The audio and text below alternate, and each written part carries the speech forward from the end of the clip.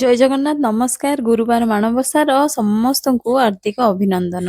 ଆଉ ଆଜି ମୁଁ କରୁଛି ଯୋଉ ଦଶପୁର ମଣ୍ଡାଟା ହୁଏ ସେଇଟା କରୁଛି। ମୁଁ ଥରେ ଟ୍ରାଏ କରୁଛି ଏକୁଟିଆ କଣ କେମିତି ହଉଛି ଚାଲନ୍ତୁ ଦେଖିବା। ଫାଷ୍ଟ ମୁଁ କଣ କଲି ଦଶପୁରରେ କଣ କଣ ଆଡ୍ କରିଥିଲି, ଟିକେ ଗୁଡ଼ ଆଡ୍ କରିଦେଇଥିଲି, ନଡ଼ିଆ ତା ସହିତ ମୁଁ ଆଉ କଣ ଦେଇଥିଲି, ଟିକେ ଛେନା ଦେଇଥିଲି, ଆଉ ଟିକେ ବାଦାମ କାଜୁ, ତା ଦେହରେ ଗୋଲମରିଚ ଗୁଣ୍ଡ, ଆଉ ଆଡ୍ କରିଥିଲି ମୁଁ ପାନମହୁରି, ଆଉ ତା ସହିତ ଟିକେ କର୍ପୂର, ଏମିତି କରିକି ମୁଁ 10 ପୁର ଦେଇଥିଲି। ତ ଫାଷ୍ଟ ମୁଁ କଣ କଲି, ଗୁଡ଼ଟା ଟିକେ ଯେମିତି ଗରମ ହେଇଗଲା ତା ଦେହରେ ନଡ଼ିଆ ଟିକେ ପକେଇଦେଲି, କୋରା ନଡ଼ିଆ ପକେଇଦେଲି।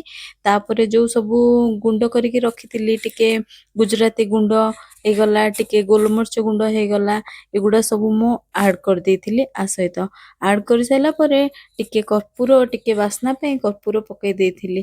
ତାପରେ କଣ କରିଥିଲି, 2 କପ୍ ମାନେ ମୁଁ ଆକ୍ଚୁଆଲି ମୁଁ 1 କପ୍ ଚାଉଳ ଚୁନାର କରିବାର ଥିଲା। ସେଥିପାଇଁ ମୁଁ କଣ କଲି, 2 ଗ୍ଲାସ୍ ପାଣି ଦି ଗ୍ଲାସ୍ ନୁହେଁ 2 କପ୍ ପାଣି ଦେଇଥିଲି, ଆଉ 1 କପ୍ କ୍ଷୀରଟା ଦେଲେ ଆଉ ଟିକେ ସଫ୍ଟ ହେଇଯାଏ, ଆଉ ଟିକେ ବଢିଆ ହୁଏ। ସେଥିପାଇଁ ମୁଁ କ୍ଷୀର ଆଡ୍ କରିଦେଇଥିଲି, 1 କପ୍ କ୍ଷୀର ଆଡ୍ କରିଥିଲି। ତା ସହିତ ମୁଁ 1 କପ୍ ଚାଉଳ ଚୁନା ଆଡ୍ କରିଥିଲି।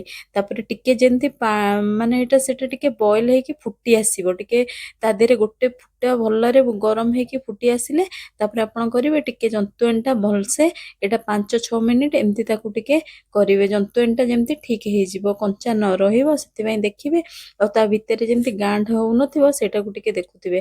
ତାପରେ କରିକି ମୁଁ 5-7 ମିନିଟ୍ କରିସାରିଲା ପରେ ତାକୁ ଟିକେ ଘୋଡେଇକି ଥୋଇଦେଲି, କାରଣ ସେଇ ଘୋଡେଇବା ଭିତରେ ହିଁ ସେଟା ହେଇଯାଏ ଜନ୍ତୁଆଣିଟା। ତାପରେ ଏଇଥିରେ ଟିକେ ଘିଅ ଆଡ୍ କରିକି ଏଇଟାକୁ ଭଲସେ ଚକଟି ଦେଇଥିଲି। ଭଲରେ ଚକଟି ଦେଲେ ତା ଦେଖନ୍ତୁ କିଛି ହାତରେ ଲାଗୁନଥିଲା, ବଢିଆ ସଫ୍ଟ ହେଇକି ବହୁତ ବଢିଆରେ ହେଇଯାଇଥିଲା। ଆକ୍ଚୁଆଲି ମତେ ତ ଏଇଠି କେହି ବି ନାହାନ୍ତି, ମୁଁ ଏକୁଟିଆ ତ ଯେମିତି ମତେ ଯାହା ଆସେ ମୁଁ ଟିକେ କରିଦିଏ। ଆଉ ଆପଣମାନଙ୍କୁ କେମିତି ଲାଗିଲା ମତେ କହିବେ, କାରଣ ମୁଁ ଏତେ ପରଫେକ୍ସନରେ ତ କରିପାରୁନି, କିନ୍ତୁ ମତେ ଭଲ ଲାଗେ, ମୁଁ ନିଜେ ସାଟିସ୍ଫାଏ ହେଇଯାଏ କରିଲେ। ସେଥିପାଇଁ ମୁଁ ଟିକେ କରିଦେଲି। ଆଉ କେବଳ ମୁଁ ଲକ୍ଷ୍ମୀ ମାଙ୍କୁ ଟିକେ ପ୍ରସାଦ ଚଢେଇବା ପାଇଁ ଏଇଟା କରିଥିଲି।